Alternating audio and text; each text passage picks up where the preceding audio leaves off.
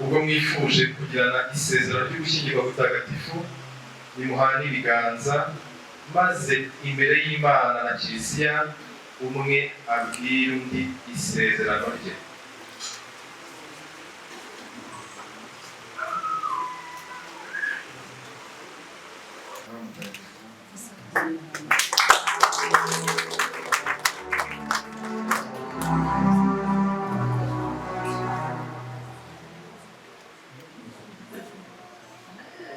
Nyamwigena ashyira impeta mwambitse ni ikimenyetso cy'urukundo n'ubudahemuka dusezeranye ku izina ry'Imana Data na Mwana na Roho Mutagatifu. Amen.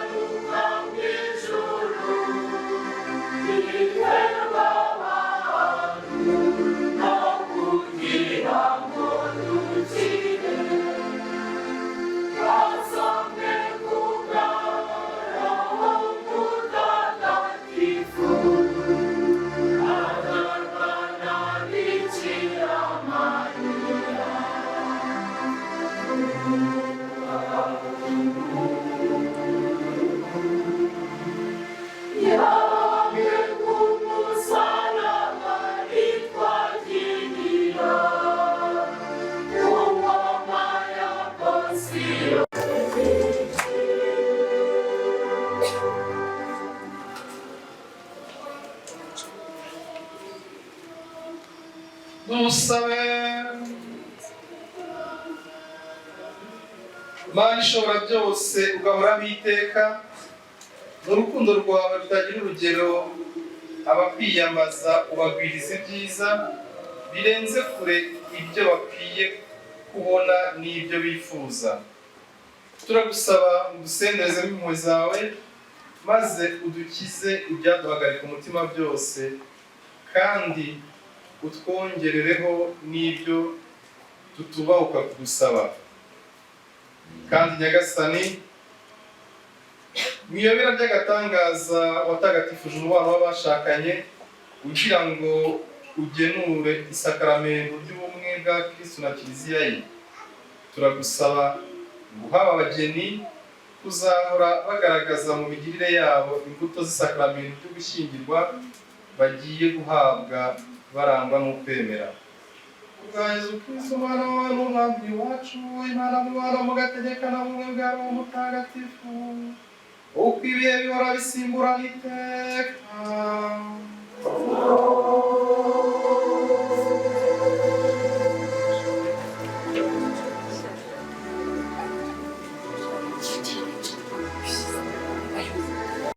Amen.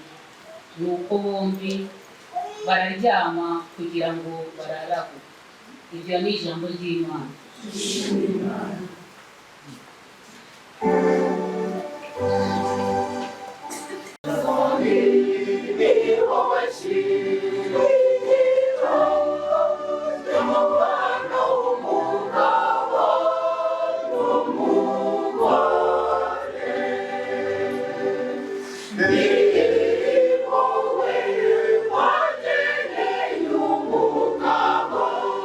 Umufasha bakwiranye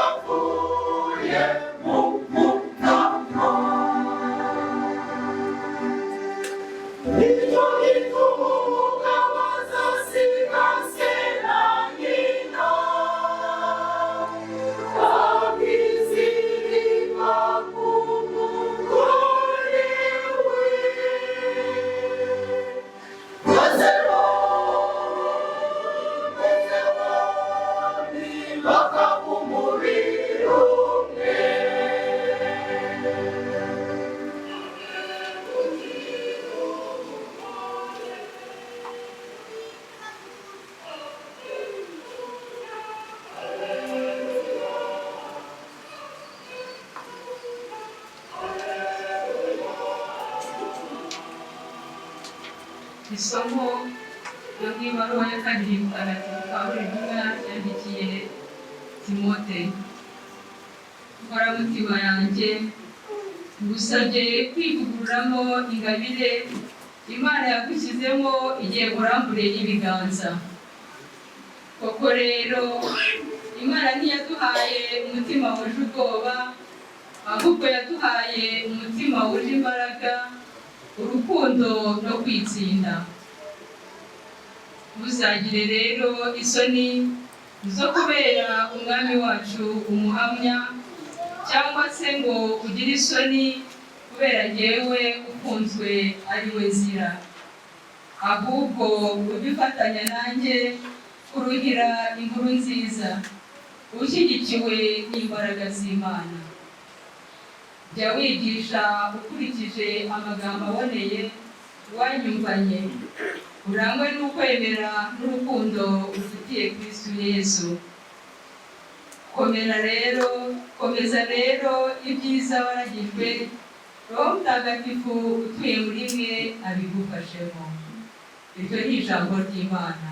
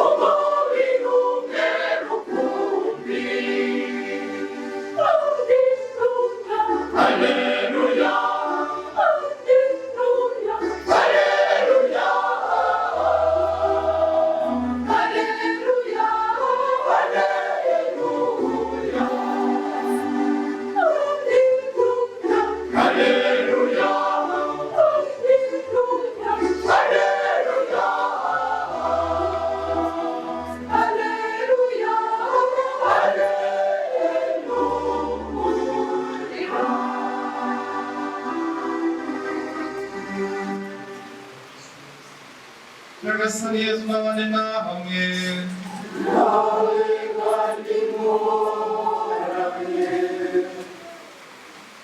Amagambo yo mw'ivanjiri ntagatifu uko yanditswe na Luka.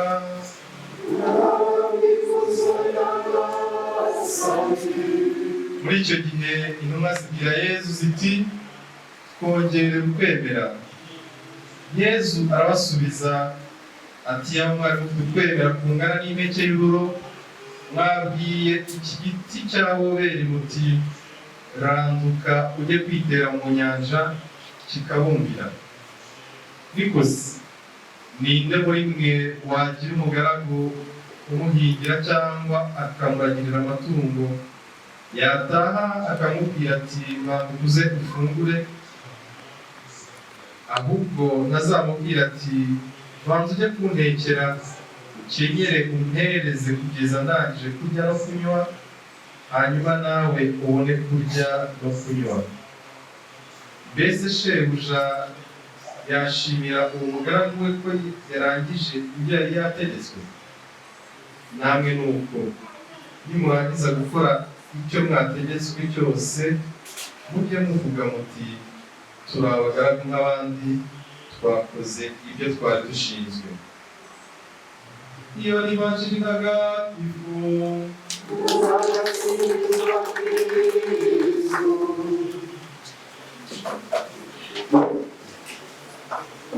bavandimwe, Kristo akuzwe. Bageni, twishimiye nanone urukundo rwanyu mwamaze guhamiriza imbere y'imiryango yanyu yombi ndetse n'imbere y'ubuyobozi, none ariko mukaba mwifuje ko bitagarukira aho, mukaba mwaje no mu ngoro ya Nyagasani. Ni igikorwa cy'ukwemera rero, kandi mwumvise ko amasomo matagatifu tuzirikanye uyu munsi twifatanyije ndetse na Kiliziya y'isi yose iki cyumweru agaruka ukwemera, agaciro ko kugira no gusigasira ukwemera. Daniel rero namwe namuhura mwahujwe n'urukundo bisanzwe, kimwe n'utemera udafite aho yemera udafite aho asengera. Urwo rukundo, kubaka urugo ni ibisanzwe muri kamere muntu birijyana, ariko aho mutandukaniye n'uwo tuvuze ruguru ni uko mwe mwifuje ko uyu munsi aho urugo rwanyu rutangirira kubaho, mubanza kuza imbere mugahamya ukwemera, mubwira Yezu kimwe n'izi ntumwa muti twongerera ukwemera. Niba ari byo sengesho ryanyu, niba ari byo sengesho ryanyu, maze hejuru y'urukundo mufitanye, ubwuzu n'urugwiro ndetse n'indi migenzo igomba kubaranga nk'abashakanye, mwongereho kubakira ku musingi akuka w'ukwemera. Nicyo amasomo matagatifu atwigishije. Ukwemera rero nibyo musezerana mu kanya, nibyo mwigishijwe mwigira umubano mu nyigisho zose, mwigishwa ko urugo rutubakiye ku ijambo ry'Imana, rutubakiye ku Mana, rutubakiye ku isengesho, mu yandi magambo rutubakiye ku kwemera rutatera kabiri. Sinzi niba wabasobanuza impamvu, cyangwa se nk'umuntu utemera ababajije impamvu igihe ibirori byatangiriye mutangiye no kunanirwa mwaje hano, ntamusobanurira ko rubeye. Mwamaze gufata ibendera se no kwemera. Dani umuryango wa Niba ntibamuguhaye kuki muje hano kandi cyatunganye. Urugo rwanyu rwubakirwe ukwemera. Kuba rero iwabo bamuguhaye cyari byendaga kuba bihagije. Noneho n'akarusho nishinganishije n'itegeko ryaremereye, nafashe nyirebe na bya bindi byose, ariko mwumvise ko nyine mutubakiye kuri Yezu mwaba munyanyagizi. icyo rero mugiye gukora muri aka kanya mu gitambo cy'ukarisiya ni nacyo cyatuzanye twese kugira ngo tubashagare, tubafashe kwambaza Uhoraho, tubafashe kumutura. Urugendo rwanyu rwa babiri, buri wese yamenye ubwenge ari wenyine, bavuga hagati yanyu uko urugendo rurerure rw'ubuzima, ariko igihe kigeze inzira zanyu zirahuye. Ubu rero mugiye kugenda mu nzira imwe gusa, noneho mugiye kugenda mu nzira imwe, ni nabyo mugiye gusezerana. Ukwemera rero mugiye gushingiraho urwo, nk'uko Kiliziya yabidushishikarije kuri uyu munsi, ni ishingiro rikomeye ariko kandi ryoroshye. Byoroshye gute? Byoroshye kuko bisaba guca bugufi kugira ngo ubyinjire neza. Ukwemera ntabwo kugusobanura byoroshye, ahubwo menya kuko hari ibyo byabisobanura kurusha nk'ibi mukoze, bikaba byasobanurira utabikoze cyangwa utabyumva impamvu n'uburemere bwabo. Hari igisobanuro cy'ukwemera ijambo ry'Imana riduha mu ibaruwa yandikiwe Abaheburayo y'umutwe wa 11 umurongo wa mbere, aho umwanditsi w'iyo baruwa agira ati ukwemera ni ishingiro ry'ibyo twizeye, kukanaba ikimenyetso cyangwa gihamya by'ibyo tutabona. Ikimenyetso cy'icyo tutabona. Ubundi murakubwiye ikintu kitagaragara cyangwa kitari aho ngaho kugira ngo ubyemere cyangwa kugira ngo agufashe kubyakira, byibuze yakwereka ifoto ryayo, ifoto y'icyo kintu, kugira ngo ugerageze no gutekereza icyo ari cyo, uko kimeze, imisusire yacyo. Ariko niba ukwemera uyu mwana muje gushinga urugo, ntabwo tuyibona n'uwababaza nk'ibi, siniriwe nibabaza, sinzi niko mwahagaragaza. Ntabwo twahagaragaza, ahubwo gihamya dufite yonyine ikomeye kandi irenze ibindi bimenyetso byose ni ukwemera. Ni ukwemera, ikimenyetso cy'ibitagaragara. Ukwemera rero twagerageza kumva mu ntambwe ebyiri cyangwa mu ntera ebyiri. Hari ukwemera ibyo tuvuze Imana tukabigaragaza cyangwa tukabihamya mu mvugo. Intera ya mbere mu mvugo, akabinero turi bukore mu kanya mu ndangakwemera, aribyo dukora igihe cyose mu misa yo ku cyumweru cyangwa yo ku munsi mukuru. Ndemera Imana imwe idashobora byose n'ibindi n'ibindi. Iyo ni intera ya mbere yo mu mvugo. Ndabashishikariza kumenya indangakwemera. Intera ya kabiri rero ari nayo nyamukuru, ni ukuguhamya mu ngiro. Mu ngiro nibyo mwatangiye, ariko bisa n'iki bitarajya mu ngiro, ahubwo urugendo mugiye gutangirana rwa babiri niho mugiye kubaho indangakwemera. Mu buzima bwa buri munsi, hahandi bikomeye, hahandi bikomeye, hahandi bisaba guhamya ukwemera Kristo, mukabifashwamo rero n'isezerano muri bugirane. Isezerano mugiye guhana ndetse na bimwe muri gize kugira ngo mwasubiyemo mutegurwa. Urugero, ikiganiro muri bugirane, turi bugirane mugiye kurihana, muriyemeza ko murimo mwadutumiyemo mubikoze ku bwende bwanyu, nta gahato, nta kindi kibyihishe inyuma, maze mugahamya muti ni ubwacu. Guhamya ukwemera nanone mu rugero muzabamo ku buryo bukomeye n'ubugaragara, muraza gusezerana mwemeza ko muzi neza ko mugomba kubana mu mibereho yanyu yose mudahemukirana. Bageni rero, turi abagabo bo guhamya uyu munsi, ndetse tuzanaba n'abagabo bo kubihamya ejo ejo bundi umwaka utaha mu myaka myinshi muzamarana ko mutahemukiranye, aho muzaba noneho muri kwerekana, muri gukora, muri kubaho indangakwemera, muri kubaho ukwemera. Kandi murongera musezerane mugira muti tuzi neza ko tuzakirana urukundo abana bose Imana izaduha kandi tukazabarera Kristo. Murabisezerana, murabyemeza, nibubikora nanone nk'uko amasomo matagatifu abitubwira, muzaba muri kubaho ukwemera, muzaba mwavuye muri teori kuvuga mu mvugo gusa, ahubwo muri kubaho ukwemera mu buzima bwanyu bwose, kurera abana Kristo mbere na mbere kubakira.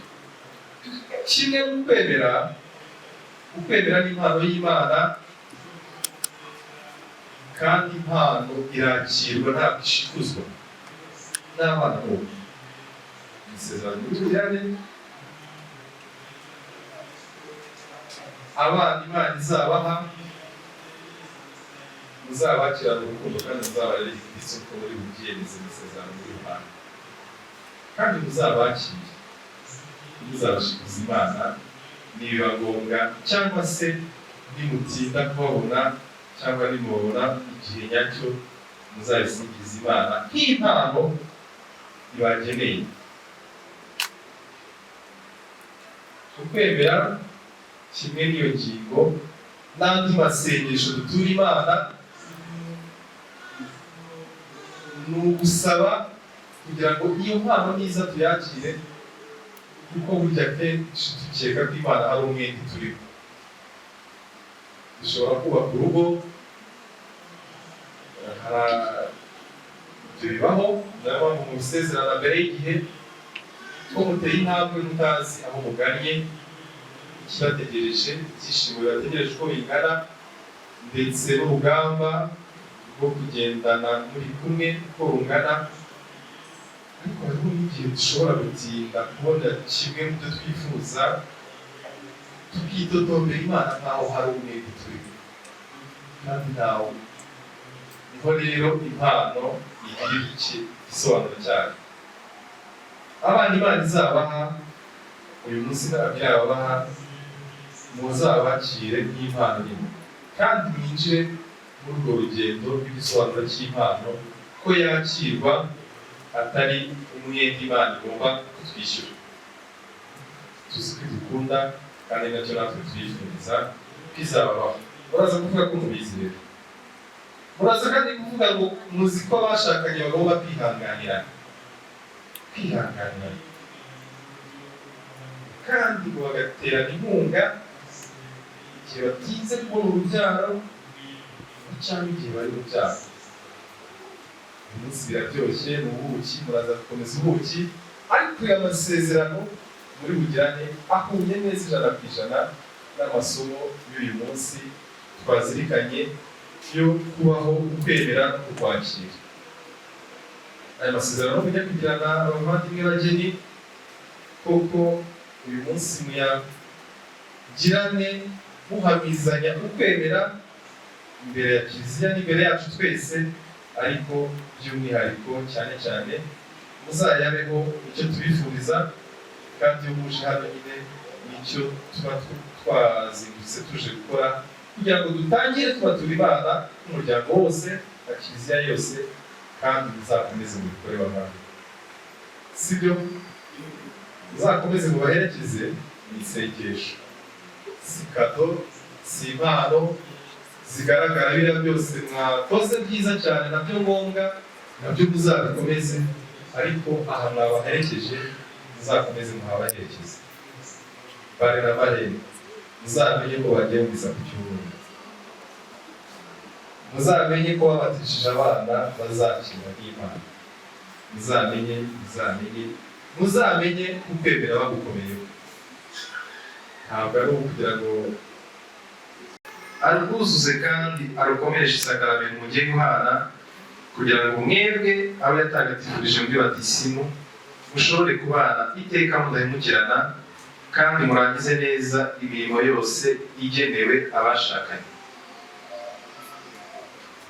Niyo mpamvu rero hamwe n'imbaga yose tugiye kuba kwerekeza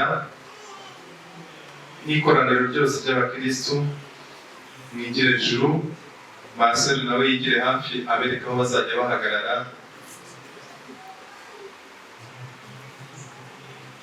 maze mugirane isezerano. Ubwanyu murashaka gusezerana na Kristo, muzi ko mugomba gukundana no kubahana mu mibereho yanyu yose mudahemukirana. Ese murabizi? Muzi ko abashakanye bagomba kwakirana urukundo abana bose Imana ibahaye kandi bakabarera Kristo. Ibyo murabizi? Muzi ko abashakanye bagomba kwihangana kandi bagaterana inkunga igihe batinze kubyara cyangwa bari mu byago. Ese murabizi?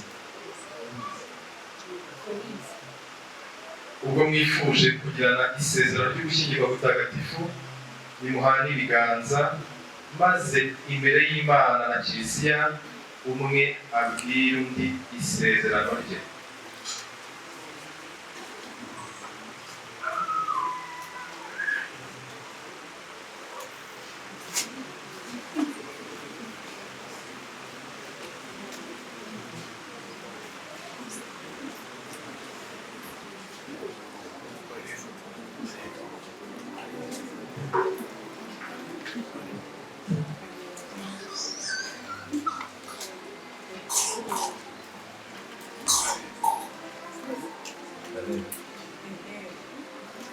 Yewe nigira Daniel, nemeye ko wowe ari umubyeyi, mbere umugore, kandi bisezeranyije ko azaguhemukira mu mibereho yacu, ari mu mahoro no mu makuba, waba muzima cyangwa urwaye, ku buryo nzagukunda kandi azakubaha iteka ryose.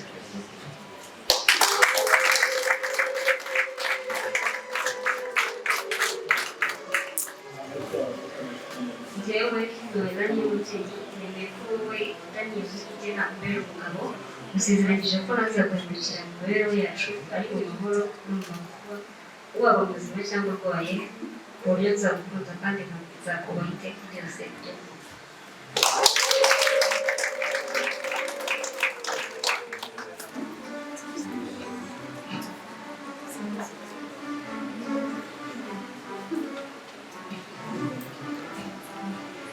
Imana nyir'ubutagatifu, nyir'ubuntu budashira, nikomeze isezerano mugiranye mu ruhame rwa Kiliziya kandi ibasenderezemo umugisha wayo mutagatifu.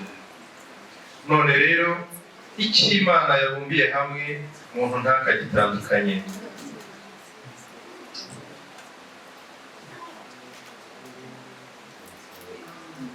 Mufate inkweto zanyu. Nyagasani, izi mpeta ni ikimenyetso cyagenewe kugaragaza ubumwe bukomeye buhuza abagiranye imbere yawe isezerano ryo gushyingirwa. Turakwinginze rero uzihe umugisha wawe kugira ngo abagiye kuzambikana bahore bakora ugushaka kwawe, bagume mu mahoro yawe, maze bazabana iteka bakundana. Kubwa Yesu Kristo umwami wacu.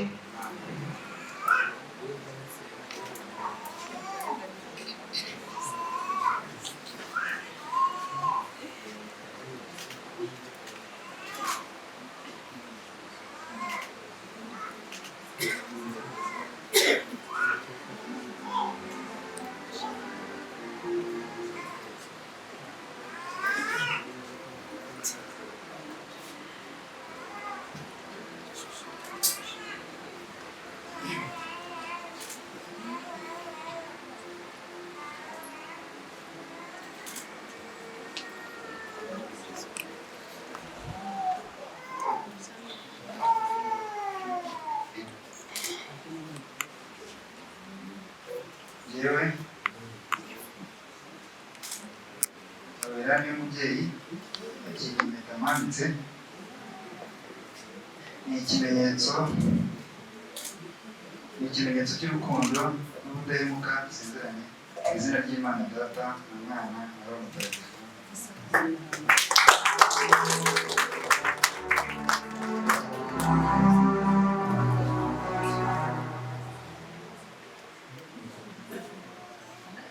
Daniel Niyigena ashyira impeta bambitse ni ikimenyetso cy'urukundo n'ubudahemuka dusezeranye ku izina ry'Imana Data na Mwana na Roho Mutagatifu. Amen.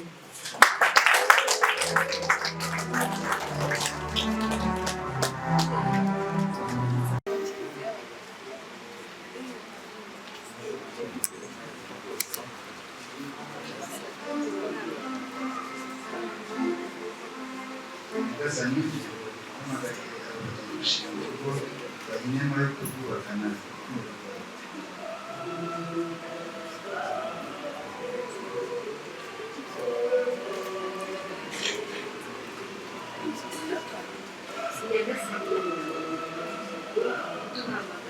n'abakinnyi gushima urugo turebe ko umutima mwiza abazatugenderera bose kandi uzabe urumuri rw'abafite inyuma tutoze gufashanya tujye imbere dushyigikire nawe tutoze kukugisha inama no kukwisunga mu migambi yawe kutwigisha inama no kwisanga mu migambi yacu tutoze kuzuza ibyishimo byacu n'amagambo yacu tutoze gufasha abana bacu kuyoboka maze rero muri rukundo ruzima tugushimira urukundo waduhaye kandi tugusabye kudukomereza. Amen.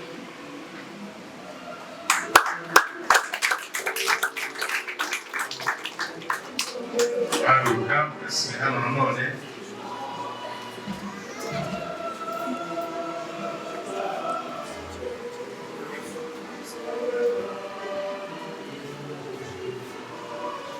Daniel rero ugiye kutwereka umugeni wawe maze ikoraniro ryose rimwishimire nawe utwereke ko umwishimiye.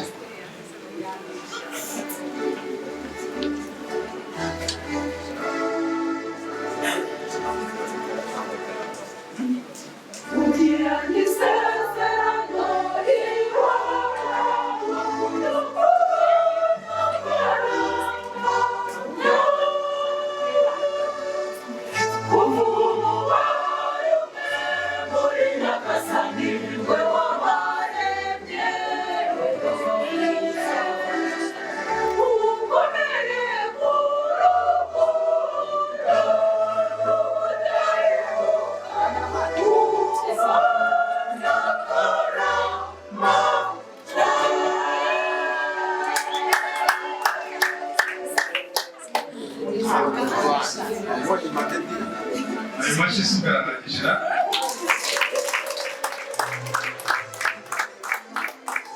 cyane bageni beza bakongera kwisubirira mu myanya yanyu.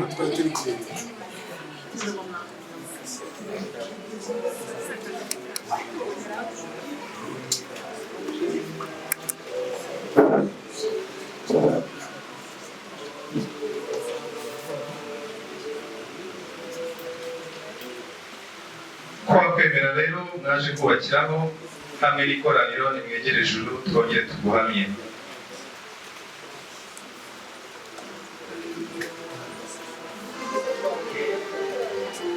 Mwemera kw'Imana rimwe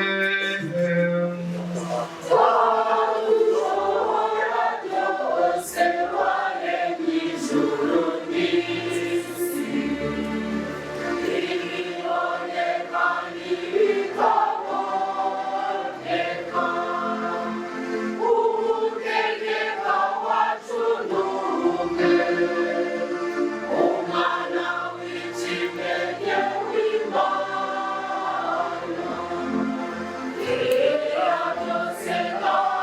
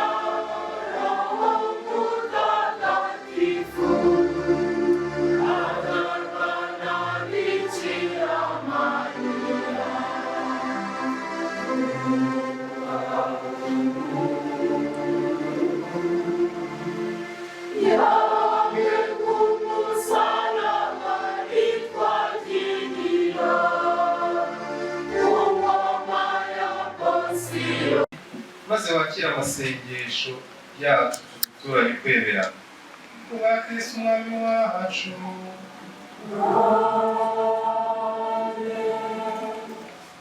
Bakeneye ko mwasezeranye gufatanya muri byose, ni gutangira imirimo mufatanyije, muze mudufashe mu gikorwa cyo gutura.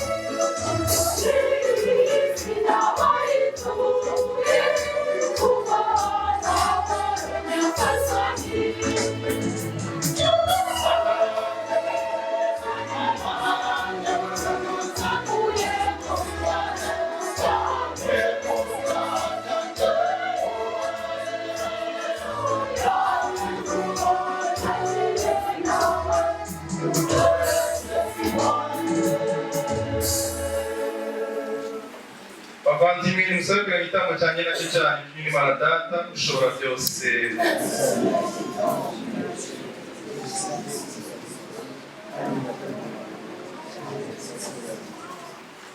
Nyagasani turakwinginze akira amaturo wishakiye ko tuzajya tugutura, maze kubera aya mayobera matagatifu tuhimbazanye mu mutima ukuyobotse, udutake ubutungane dukesha ubucunguzi bwawe. Kandi Nyagasani turakwinginze akira ifuro tuguhereje duhimbaza isakaramentu ryo gushyingirwa, ubwo ari we soko yaryo, urabe n'umurinzi utuma ridahungabana. Za Kristo umwami wacu.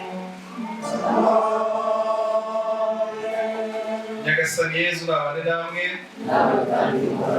imitima yanyu ihugukire iby'ijuru. Dushimire Nyagasani Imana yacu.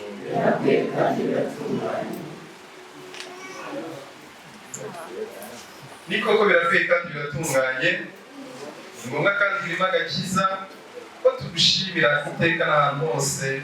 Nyagasani dawe y'ubutagatifu, Mana ishobora byose ugahoraho iteka, bwa Kristo umwami wacu. Twe wakoze umurimo w'agatangaza abigishije ibera bya Pasika, kugira ngo atugobotore ku ngoyi y'icyaha n'iy'urupfu, atwinjize mu ikuzo ryo kuba ubwoko bwatowe, aduhe kugira ubusaserdoti bwa cyami no kwitwa umuryango mutagatifu n'imbaga igaruriye, maze tujye twamamaza hose ibigwi byawe, wowe waduhamagaye utuvana mu mwijima ukatujyana mu rumuri rwawe w'agatangaza. Icyo gitumye twifatanya n'abamarayika n'imitwe kandi yose y'ingabo zo mu ijuru, ngo turirimbire igisingizo cy'ikuzo ryawe, tuvuga udahwema tuti: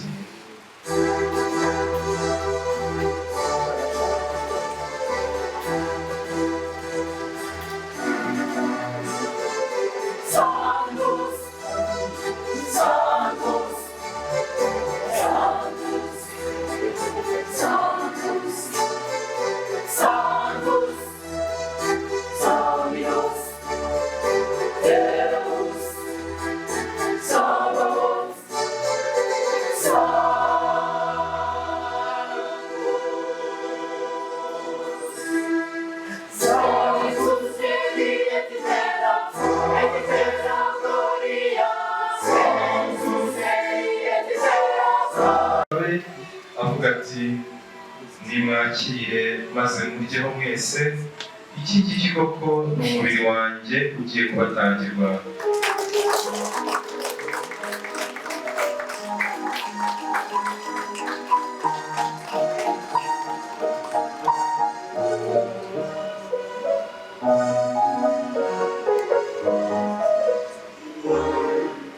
Nk'uko yaramaze kubigenza barangije kurya, afata inkongoro nanone arashimira, nuko ayeza abigishwa bavuga ati: nimwakire maze munyweho mwese, iyi ngiyi koko ni inkongoro y'amaraso yanjye y'isezerano rishya kandi rizahoraho iteka, agiye kumenerwa mwebwe n'abandi bose, kugira ngo mugirirwe imbabazi z'ibyaha.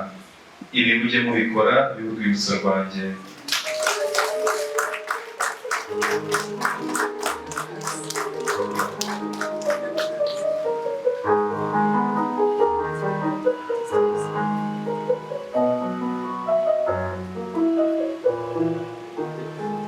Iri ni ibera rikomeye ry'ukwemera.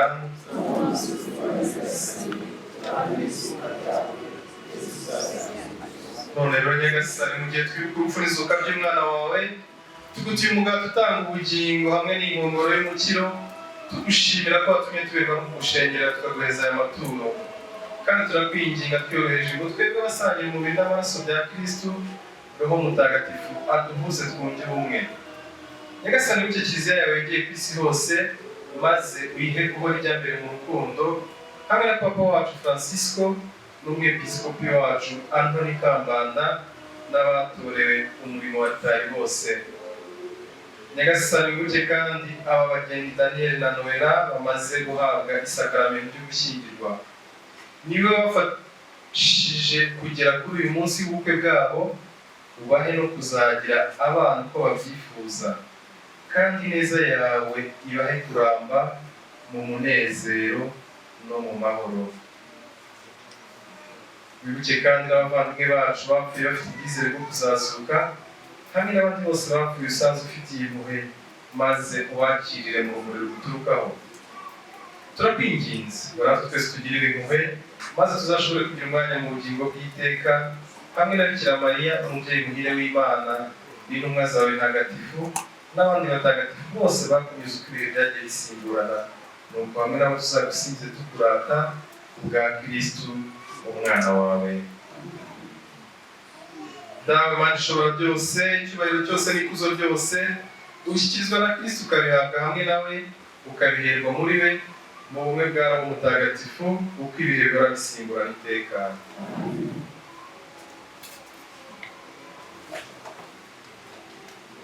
Nk'uko twabyigishijwe na Yesu Kristu, mu mucyo dutinyuke tugire tuti: Dawe uri mu ijuru,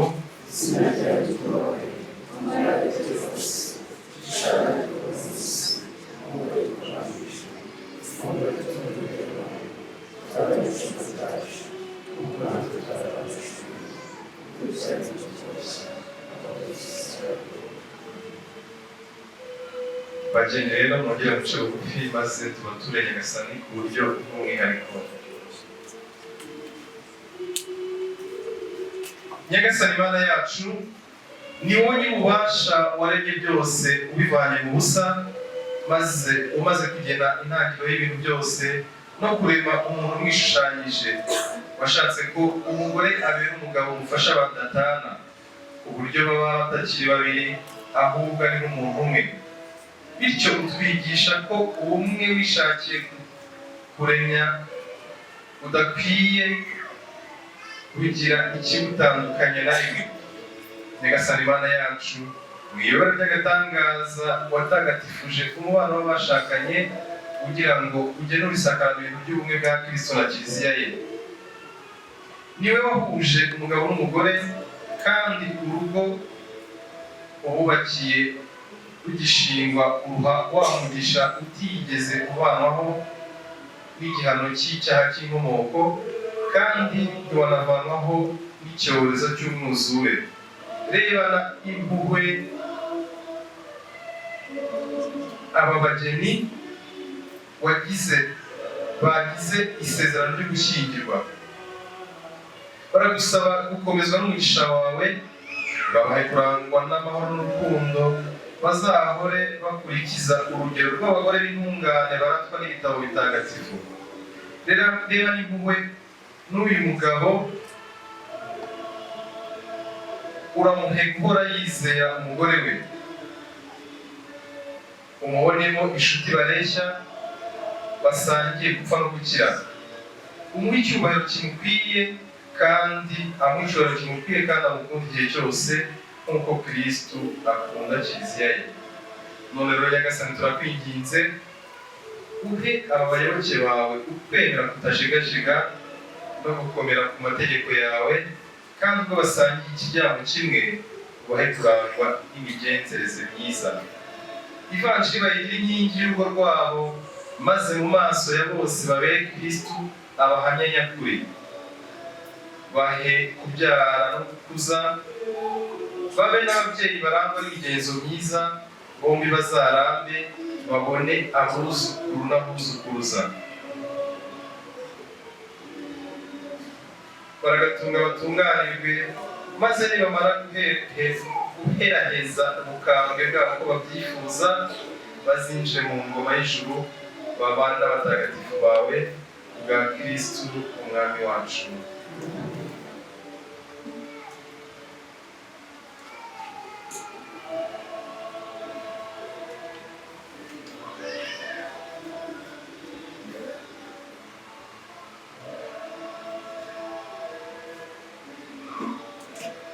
Nyagasani Yesu Kristo abwira intumwa zawe ati: mbasigiye amahoro, mbahaye amahoro yanjye, n'ibyo kubyaha byacu n'ibyo kwemera kwa Kiliziya yawe, maze ku bushake bwawe y'amahoro kandi yibumbire mu bumwe, wowe wavuga ati iteka ryose.